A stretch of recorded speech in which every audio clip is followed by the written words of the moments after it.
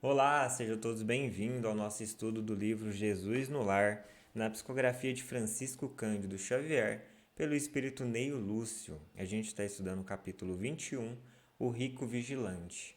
Então, antes da gente começar, que a gente possa serenar o nosso pensamento, acalmar o coração, lembrar de Jesus, lembrar dos nossos parentes, das pessoas necessitadas e que a bênção de Jesus possa ir ao encontro de cada um deles, que os amigos espirituais possam auxiliá-los nas suas necessidades e que a gente possa cada vez mais também absorver os ensinamentos de Jesus para conhecer, meditar, sentir e viver a essência de Jesus no nosso dia a dia.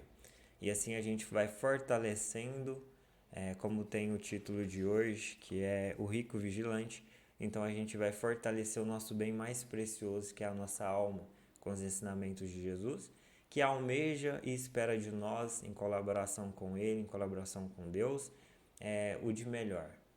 Então, que a gente cada vez vai progredindo com os ensinamentos cristãos e vamos colocando em prática, porque a transformação nossa e a transformação do mundo, ela só acontece dentro da vivência do Evangelho no nosso dia a dia.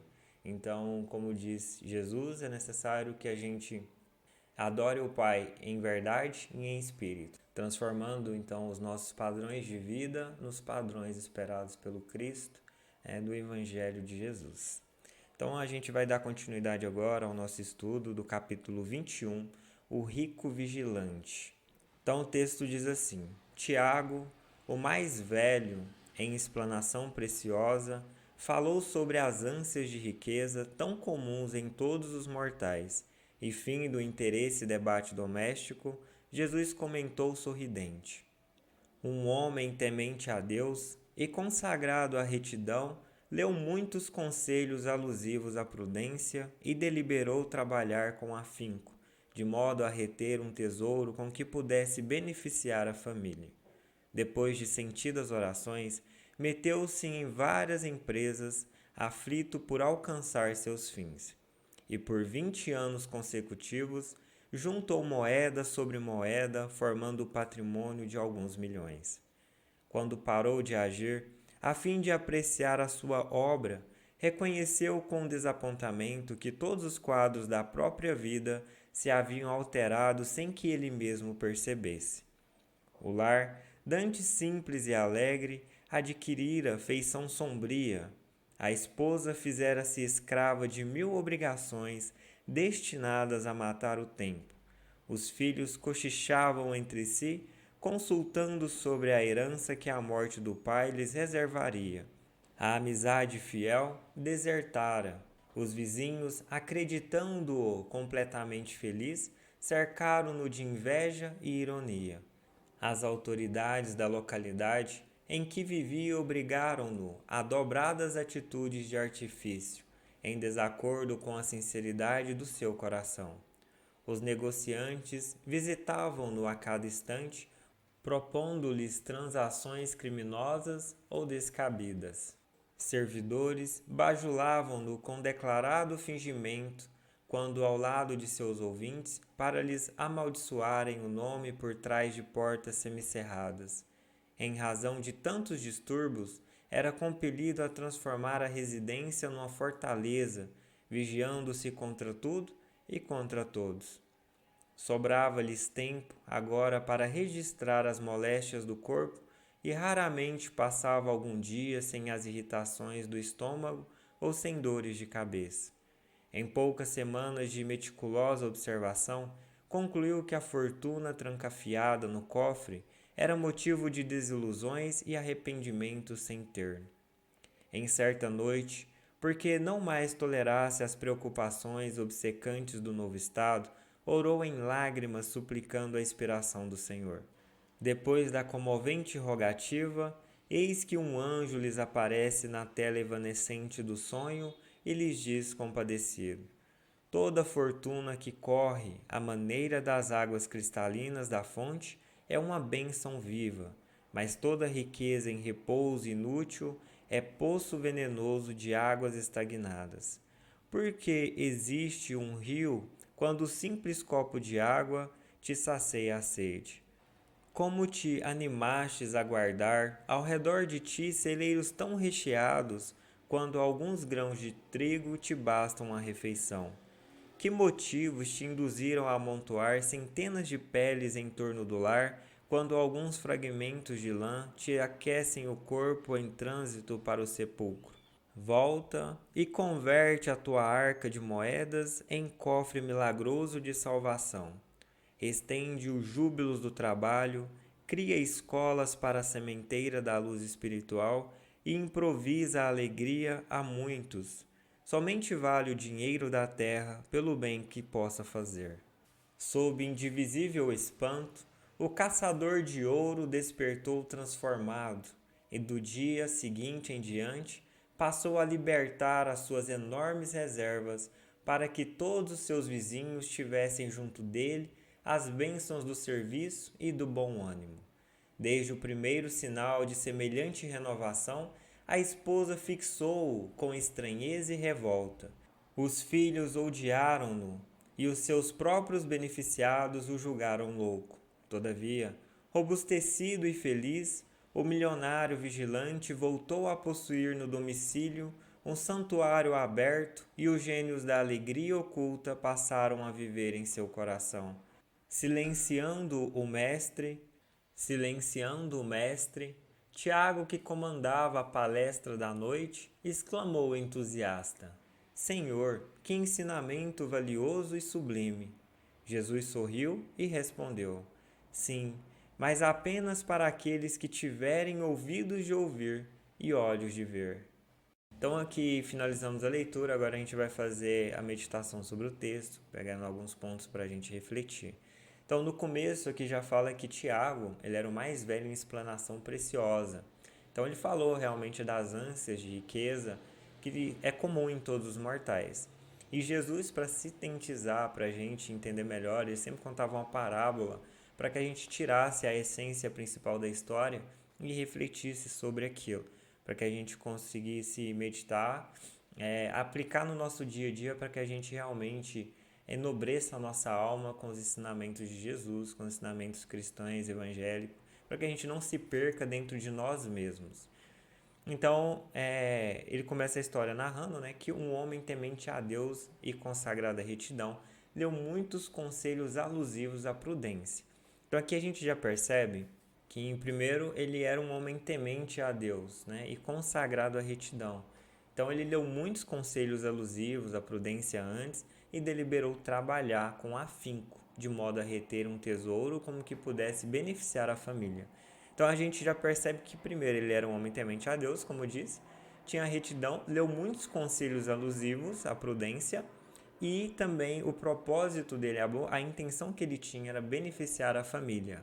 Então esses são os alicerces que ele tinha para alcançar isso. Então provavelmente ele já elevou seu pensamento nesse propósito, nesse ideal.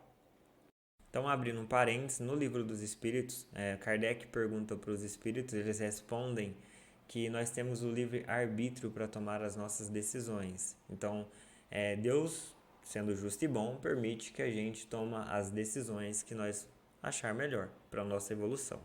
Mas a gente nunca retrocede, a gente sempre está em ascensão e a gente nunca retrocede então no processo evolutivo. Então, se hoje, por exemplo, a gente acha que alguém retrocedeu, pode ser que talvez ela estava lutando contra uma tendência que ela tem, que ela identifica que quer melhorar, e como a gente precisa fortalecer o nosso eu todos os dias, fazendo prece, se vigiando constantemente, orando, pedindo força para as tribulações da vida, pode acontecer que realmente, em algum momento, a gente tropeça e precisa levantar e continuar novamente. Então, aos olhos, talvez, das pessoas, a gente andou para trás. Mas a questão é que a gente simplesmente, talvez, naquele dia, a gente não conseguiu restabelecer uma continuidade no meu ideal. Então, pode acontecer. Mas, em linha geral, o espírito não retrocede. Então, os valores que nós trazemos, ou seja, quando nós encarnamos a essência principal de cada ser, inerente à sua evolução. Então ele carrega isso de outra encarnação para essa e assim sucessivamente e vai aprimorando isso com as encarnações. Então a nossa moral, as nossas tendências como sociedade de forma geral, a tendência é aproximar cada vez mais das leis universais. Então a gente vai evoluindo. Então a nossa moral ela vai se aperfeiçoando conforme a gente vai progredindo, mas as leis de Deus elas são fixas. Elas não mudam porque elas já são leis definidas. E a lei de Deus é a lei de amor, no sentido de progresso universal. Então, hoje, se a gente olha o mundo hoje, por exemplo, a gente fala, nossa, parece que o mundo está pior do que há um milênio atrás, ou há 100 anos atrás, há uma década atrás. Mas, na verdade, pode ser que nós subimos um grau acima na nossa ótica e na nossa moral. E hoje, como tem também a mídia que mostra tudo mais abrangente, dá a parecer que o mundo está muito pior. Mas tudo que acontece hoje já acontecia na época de Jesus, por exemplo, e em outros períodos também. Então, significa que nós estamos evoluindo de alguma forma. Então, nós estamos realmente talvez com o senso crítico um pouco mais aguçado para algumas coisas. Então, é nesse sentido. Então, contextualizando isso, para que a gente possa entender mais para frente o texto.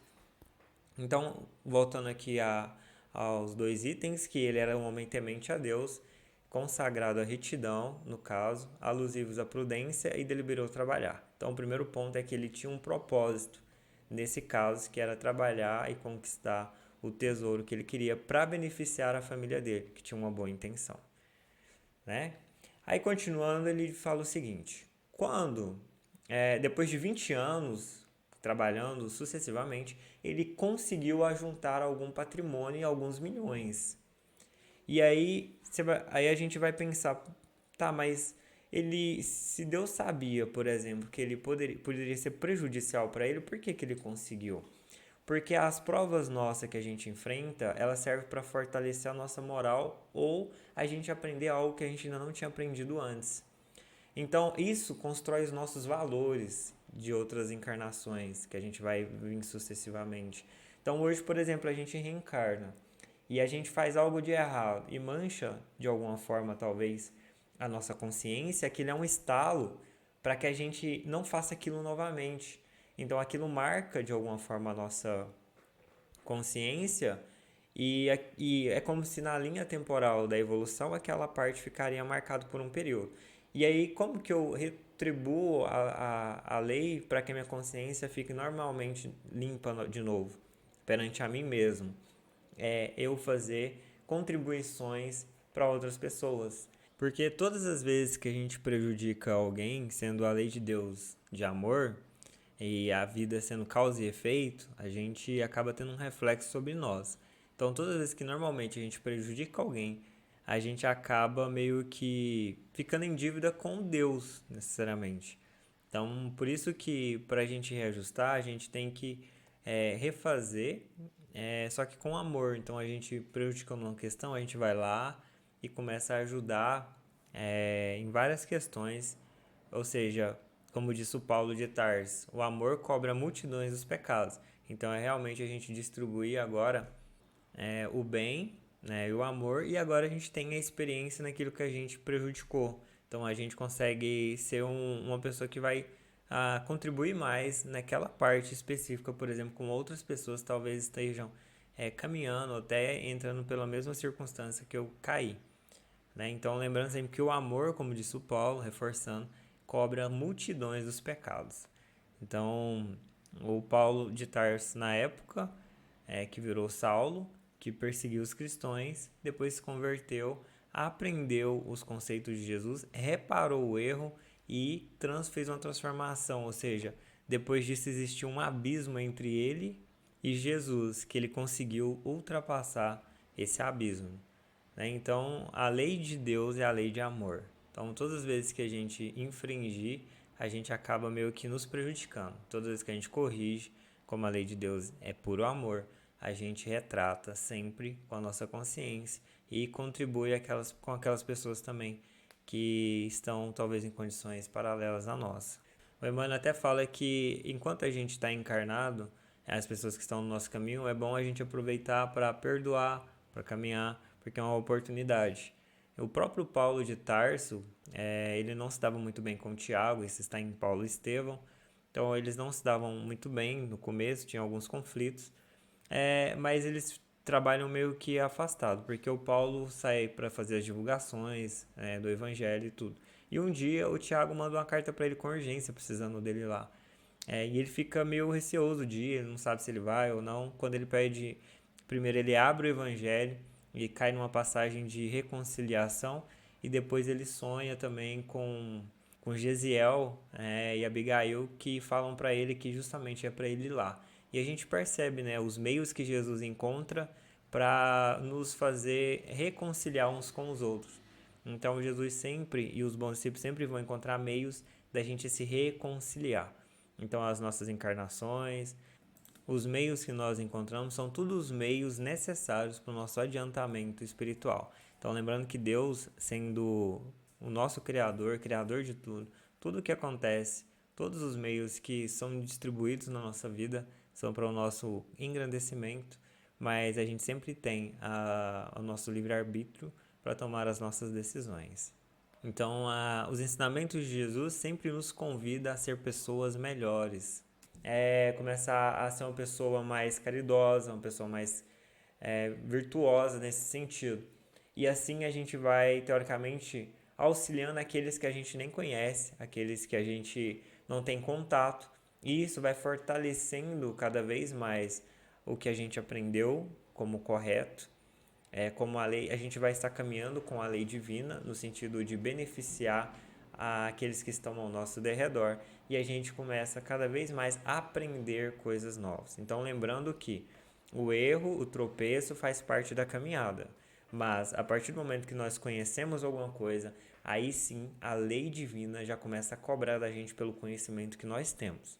É tipo, hoje a gente tem uma pessoa que está formando, está aprendendo, está entrando no trabalho, e depois que ela entra no trabalho, ela vai começar a desenvolver ali dentro e não vai ser tão cobrada por o que ela está fazendo porque é novo para ela. Mas depois de um tempo, aí ela já vem a cobrança. Por quê? Porque ela já tem conhecimento, ela já está mais preparada. Então a vida funciona normalmente assim. Por esse motivo, você pode observar que no texto, depois dele pedir e, no caso, se esforçar, a espiritualidade, no caso, o que estava inerente à sua evolução, permitiu que ele conseguisse o dinheiro. Né? Porque ele precisaria desse meio para aprender valores diferentes relacionados a isso. Continuando, então, ele diz assim: então, o lar dantes simples e alegre adquirir feição sombria. Então, adquirir a feição sombria porque quando nós viemos ao mundo, quando nós reencarnamos no mundo, nós temos o propósito de enobrecer a nossa alma, de aprender coisas novas. É como se fosse uma universidade, você está ali para aprender, para desenvolver e principalmente para perdoar e aprender a amar aqueles que estão ao seu derredor, que provavelmente são espíritos e pessoas que nós podemos ter prejudicado em algum momento. Então, quando eu disse, por exemplo, da nossa consciência, ou da consciência das pessoas, a lei divina ela une essas pessoas novamente para se reajustarem, porque a lei de Deus é a lei de amor. A lei de Deus é lei de amor. Então nós precisamos realmente aprender a respeitar uns aos outros e a nos amar. Ou seja, como disse Jesus, se colocar sempre no lugar do outro para que a gente evite de fazer mal ou evite de ferir alguém em alguma circunstância. Então, a gente precisa realmente ser cauteloso, igual no caso dele ele era cauteloso, porque a gente tem que sempre que lembrar que o nosso maior bem é a nossa alma. Então, a gente precisa realmente fortalecer a nossa alma. Então, a gente percebia ali que ele era uma pessoa que lia, que procurava, que estudava, isso é importante. Então, ele diz assim no texto que a esposa fizera-se escrava de 1000 obrigações destinadas a matar o tempo. Então, olha só, o tempo é o bem mais precioso que todos nós temos. Porque com o tempo a gente consegue aprimorar o nosso espírito, aprender valores novos, conviver, viver e aproveitar sempre a companhia daqueles que estão próximos de nós. Né? Então, como diz Jesus, inclusive no livro no Jesus no Lar, em um outro capítulo, ele fala que a família, por exemplo, o meio do nosso desenvolvimento. Elas são como se fossem as ferramentas necessárias para o seu próprio burilamento.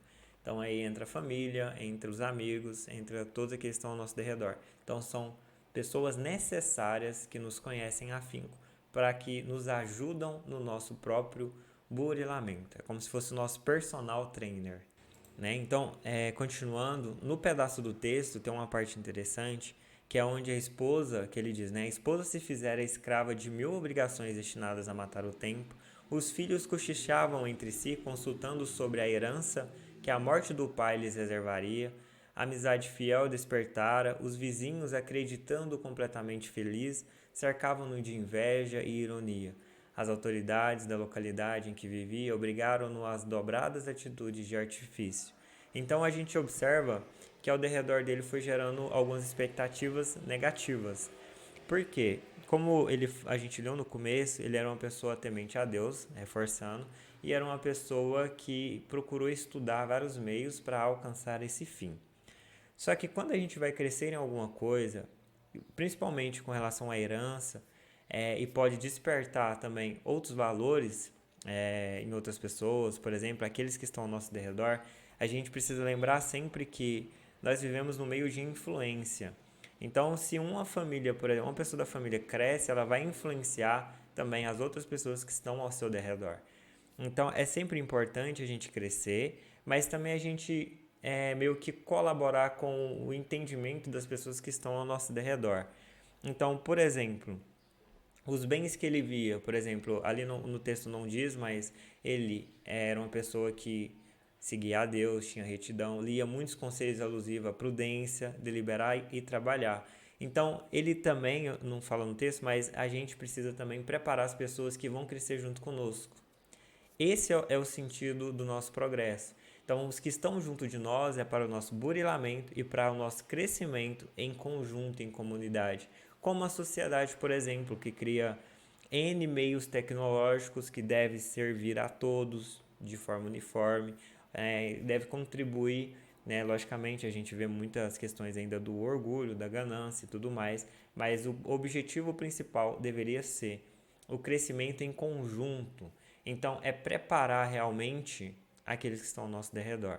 Então, Jesus ele sempre exemplifica no sentido assim, olha, o mundo é transitório. A nossa alma, a gente tem começo e fim. A gente nasce e desencarna. A gente vem do plano espiritual, voltamos para o mundo espiritual. Então, a gente não leva nada do mundo material, por exemplo. Tudo isso vai ficar aqui. Mas o que a gente constrói, que como ele disse, né? Que a traça não corrói, fica. E esses são os valores. Então, os valores ficam para o espírito, que vai engrandecer e vai servir de estrutura e alicerce para as próximas encarnações. Então, no sentido da família, por exemplo, o estudo de um evangelho no lar constrói valores para a alma, fortifica, mostra visões diferentes. Então, isso é essencial. Por isso que quando Jesus veio ao mundo, ele veio desprovido totalmente de heranças, de riquezas, sem poder qualquer, não tinha poder político, não tinha poder de nada, era um homem simples, mas o simples se torna grande quando ele tem os seus valores definidos, no caso de aprimoramento dentro do evangelho, no caso seguindo os valores de Jesus, porque Jesus é o modelo e guia da humanidade, então a gente tem que tomar ele sempre como base, e aí sim a gente vai estar construindo os valores. Então, eu ter, mas aquilo não me domina, aquilo não faz de mim, não muda a minha personalidade. Eu tenho condições, por exemplo, mas aquilo não mexe comigo. Aquilo lá é o meio, não é o fim. O fim é a minha alma, é a minha evolução. Então, eu utilizo dos meios para ajudar outras pessoas. Né? Então, a natureza, por exemplo, a natureza não pergunta nome, a natureza não pergunta quem é, simplesmente ela produz.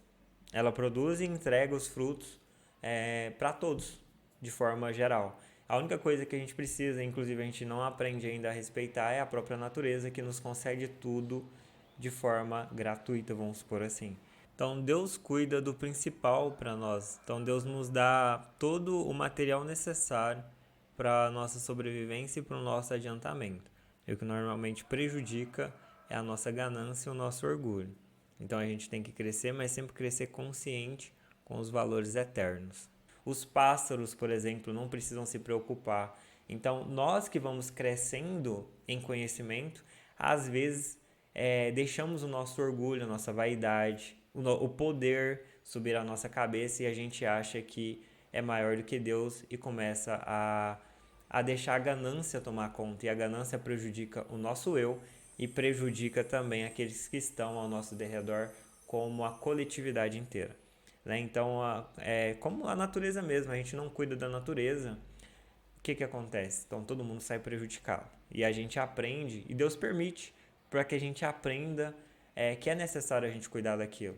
Então, a parte da evolução, ela é assim. Então, Jesus continua vigilante constantemente. Então, tudo que acontece no mundo, Jesus está ciente. Por que ele permite? Ele permite porque nós vamos aprender alguma coisa com aquilo.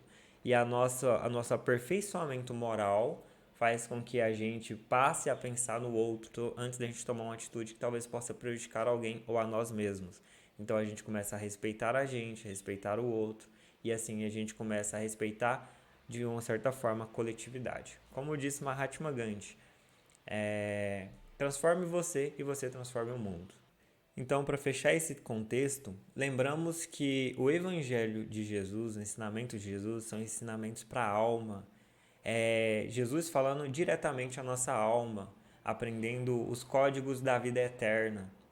Então, se a gente hoje nos esforça para aprender, como diz o Emmanuel, em uma das suas passagens, tu e tua casa, ele diz o seguinte, que a gente não tem que se preocupar também, por exemplo, com forçar as pessoas a fazerem o que a gente acha que é certo, mas a gente precisa fazer o que a gente aprendeu que é certo. E a nossa transformação, a nossa mudança de atitude serve de exemplo para o outro também mudar. Então a gente não tem que obrigar ninguém a fazer o que a gente aprendeu, no caso, forçar, porque a gente gera conflito, né? Gera atrito. Então a gente tem que ser pacífico. A lei de amor é pacífica. Então é realmente fazer a nossa parte perante a nossa consciência, né? No tribunal da nossa consciência a gente vai dando o nosso melhor. Entendendo que às vezes nós vamos tropeçar, faz parte da caminhada, mas a partir do momento que nós identificarmos que a gente tropeçou, a gente ir lá e reajustar. Sempre que a gente precisar de Jesus, sempre que a gente precisar dos amigos espirituais, sempre vai ter uma resposta. Nós, como somos filhos de Deus, a gente nunca está 100% desamparado. Então, Jesus sempre continua nos auxiliando. E Emmanuel até fala que se a gente pede uma resposta hoje, ela vai vir por algum meio. A gente só tem que realmente ficar atento e observar que a resposta sempre vem. E talvez seja nem o que a gente quer, tá? Porque Deus, ele sabe o que é bom para nós. Então, o não de Deus é um remédio para o nosso eu. Então, tudo que Deus concede para nós, de alguma forma, é o que é inerente ao seu crescimento espiritual e desenvolvimento como ser humano. Então, continuando o texto, diz assim, ó, sobrava-lhes tempo. Então, depois de 20 anos, começou a sobrar tempo para ele. Só que ele já não mais poderia usufruir 100% daquilo, porque ele já tinha problemas de moléstias do corpo, e raramente passava algum dia sem as irritações do estômago ou sem dores de cabeça. Então, continuando, a gente viu lá no comecinho da leitura que nós estávamos fazendo, uma observação que eu coloquei, que seria conhecer, meditar, sentir e viver. Então, primeiro aqui ele já tinha uns conhecimentos, depois ele teoricamente começou a correr tudo atrás, dos 20 anos, conseguiu a riqueza, só que ele começou a perceber que ele já não estava tendo mais felicidade e não estava nem conseguindo usufruir do que ele tinha, só as irritações do corpo. Aí entra aqui o outro contexto que seria meditar.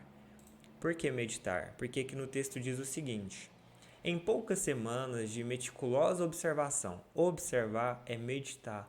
Então quando Jesus, por exemplo, fala pra gente, vigiai, significa justamente isso, sair do automatismo. Olha, você está percebendo que não está tudo muito legal as coisas. Observa o que nós estamos fazendo no automatismo, né? No automático. Tipo, tem vezes, por exemplo, que a gente anda na rua e a gente para olhar e a gente fala, nossa, tem um prédio aqui, parece que esse prédio nem estava aqui. E quando você vê, o prédio já está com 10 andares. Então Então, assim, é porque a gente normalmente vai no automatismo, no automático. Então, é interessante, às vezes, a gente também tomar o controle do nosso eu, principalmente nas nossas decisões de raiva, nas nossas decisões de impulso.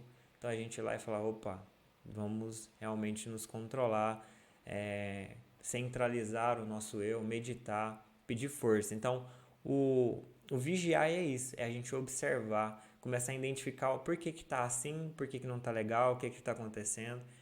Então, após a gente verificar o que está acontecendo, aí sim a gente pede a Jesus o apoio, que é o orai. Então, o orai é a solução que os Espíritos vão trazer para nós, seja por sonho, seja por uma mensagem. Tem N formas de Jesus, dos bons Espíritos e de Deus nos mostrar alguma coisa para o nosso progresso. E como Deus é Pai, justo e bom e quer que nós evoluímos, sempre vai ter uma resposta. E como Jesus reafirma, estará conosco até o fim dos tempos. Então, continuando o texto, diz assim: ó, em poucas semanas de meticulosa observação, concluiu que a fortuna trancafiada no cofre era motivo de desilusões e arrependimento sem turno. Certa noite, porque não mais tolerasse as preocupações obcecantes do novo estado, orou em lágrimas, suplicando a inspiração do Senhor.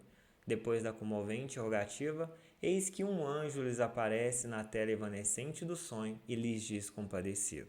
Então é aquela parte que a gente leu no começo, que ele fala sobre toda a fortuna que corre, a maneira das águas cristalinas da fonte, é uma benção viva, benção viva. Então, o que a gente falou no começo. Então, a nossa programação espiritual, ela está já inerente ao nosso desenvolvimento, né? Então, a lei das reencarnações nos mostra justamente isso. Todos nós, provavelmente, já passamos por N setores de vários tipos em várias encarnações. E em cada momento a gente aprende uma coisa nova. Então, a questão é a gente realmente aprender. Mas se a gente caminhar com Jesus, seguindo os conceitos cristãos, os conceitos que Jesus ensina, o que ele define como ele sendo, no caso, a verdade, o caminho, a verdade e a vida. Então, se a gente seguir realmente o que ele ensina pra gente, a gente vai conseguir os valores primordiais e vai enobrecer a nossa alma. O resto vai ser agregado a nós, vai ser adicionado, tipo, coisas materiais que a gente necessita, pessoas que vão colaborar com o trabalho e vários outros meios vão surgindo no meio do caminho para ajudar e dar sustentação. Porque você já aprendeu a utilizar os valores, as coisas do mundo. Então, as coisas do mundo, elas são para ser utilizadas para o engrandecimento da nossa alma e para o auxílio daqueles que estão ao nosso derredor, aqueles que estão encarnados, aqueles que estão convivendo conosco como sociedade. Né? Então, como diz Emmanuel, é a gente trabalhar o nosso eu, colaborar com aqueles que estão ao nosso derredor e contribuir com Deus. Então, o trabalho que nós temos no dia a dia, o trabalho manual, fazendo os trabalhos coletivos, trabalho voluntário, tudo isso, toda a contribuição que nós fazemos, nós estamos colaborando diretamente com o Criador, com o nosso Pai. E todas as vezes que a gente erra, por exemplo, ou a gente persiste no erro, como a lei de Deus, a gente mencionou no começo, é de amor, ela traz uma corrigenda, mas sempre a corrigenda com amor. Então Deus, ele não pune, ele corrige. O Emmanuel até complementa, Deus não distribui padecimento, né? Então ele distribui o quê? Corrigendas, então ele corrige. Então, continuando o texto, após o anjo aparecer para ele e falar para ele que a parte da herança tem que correr como um rio, né, atingindo o seu fim, ele também fala as soluções para ele resolver o problema. Então, como a gente falou, Deus não nos deixa desamparado. E Deus deixou ele chegar até esse momento porque a espiritualidade, querendo ou não, conhece a nossa trajetória espiritual, né? Então sabe que esse era o momento do start para ele ter uma visão diferente. Então todos nós, às vezes, precisamos chegar a uma circunstância, tanto pessoa como sociedade, para a gente aprender uma lição, aprender alguma coisa, que aquilo vai realmente fazer sentido para a gente. Como a gente falou no começo, Jesus está administrando o planeta. A gente não está à deriva, nenhum de nós, né? Então, todos nós estamos sob o auge do Cristo, né? Então, continuando o texto, ele diz, né? Mas toda riqueza em repouso útil é poço venenoso de águas estagnadas. Por que existe um rio quando o simples copo de água te sacia a sede? Como te animastes a guardar ao redor de ti celeiros tão recheados quanto alguns grãos de trigo te bastam à refeição? Então aqui, por que ele fala isso, por exemplo, aqui no caso do trigo? Enquanto você tem muito, alguém não tem nada. Então não custa nada, às vezes, a gente tirar de um pouco nosso para colaborar com alguém. Seria tipo isso. Então, o cuidado, porque aqui estava gerando talvez egoísmo, né? Então, várias outras questões. Então, por isso que a gente tem sempre que se vigiar. E sempre, no caso, Emmanuel tem uma frase muito legal que ele fala assim: a inteligência é um passo para o despertar.